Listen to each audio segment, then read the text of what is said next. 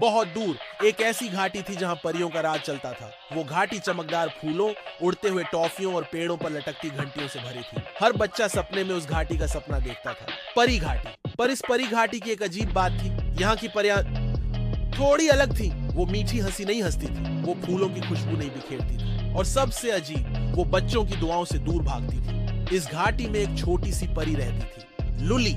लुली बाकी परियों से बिल्कुल अलग थी। उसकी आंखों में सवाल थे, दिल में हिम्मत थी, और बाल गुलाबी। लेकिन उसकी एक समस्या थी, जब भी वह कुछ अच्छा करना चाहती, कुछ गड़बड़ हो जाता। एक बार उसने गुलाबों को खुशबू देने की कोशिश की, लेकिन फूलों से छींक की आवाजें आने लगी। दूसरी बार उसने आसमान में इंद्रधनुष फैलाया, तो बादलों ने रंग उलटे कर दिए। नीला पीला बन गया और लाल हरा। घाटी की बाकी परियां उसे अजीब परी कहती थी, लेकिन लुली को इस नाम से फर्क नहीं पड़ता था। उसे फर्क तब पड़ा जब घंटी वाला पेड़ बीमार हो गया। यह पेड़ परी घाटी की आवाज था। जब भी कोई बच्चा धरती पर हंसता था, पेड़ की घंटियां खुद बज उठती थी। लेकिन अब वो घंटियां चुप थी, परियां चिंतित थी।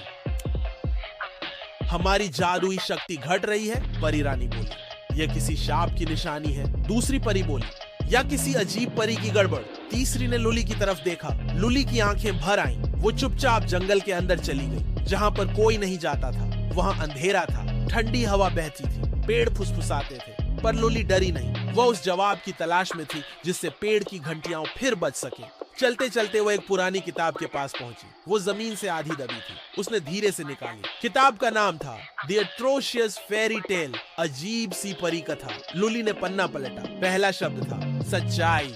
हर परी कथा का सबसे बड़ा रहस्य होती है। फिर पन्ने खुद ब खुद पलटने लगे। हर कहानी अजीब थी। एक परी जो आग से खेलती थी, एक जो छाया बनकर उड़ती थी, एक जो बच्चों के सपनों को बदल देती थी। लुली हैरान रह गई। अंत में एक आखिरी कहानी थी। एक परी जिसका जादू गड़बड़ था, जिसके गुलाब छींकते थे, इंद्रधनुष उलटे होते थे, और जिसने घंटियों को चुप कर दिया। ये तो मेरी ही कहानी है, लुली ने सोचा।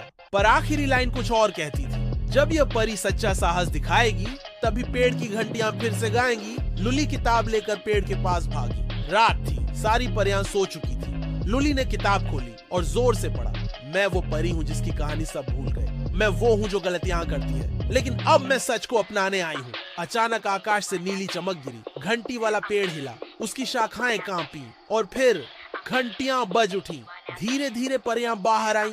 सब हैरान थी। पेड़ जीवित था, हवा में संगीत था। लुली मुस्कुरा रही थी। परी रानी सामने आई। तुमने अपने डर को हराया, वो बोली। तुमने अपनी अजीबियत को अपनाया, और वही हमारी सबसे बड़ी शक्ति है। उस दिन के बाद परियों ने अजीब शब्द को सम्मान का नाम बना दिया। अब जो परी अलग हो, जो जादू नया हो, जो कहानी उलटी लगे, उसे लुल्ली की कहानी सुनाई जाती।